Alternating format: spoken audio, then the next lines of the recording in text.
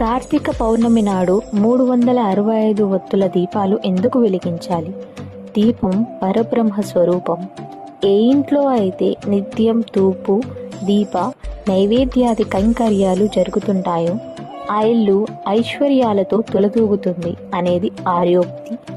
నిత్యం ఇంట్లో దీపం వెలిగించడం శుభప్రదం. కానీ సమకాలీన జీవితంలో ప్రతిరోజు ఎవరూ దీపాన్ని వెలిగించలేరు. అందుకే కార్తీక పౌర్ణమి నాడు ఓ పద్ధతిని సూచించారు పెద్దలు.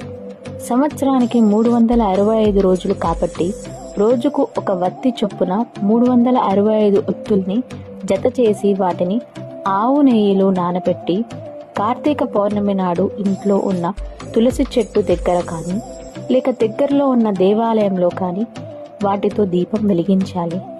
అలా వెలిగించడం వల్ల ఏడాది మొత్తం దీపాలు వెలిగించిన పుణ్యం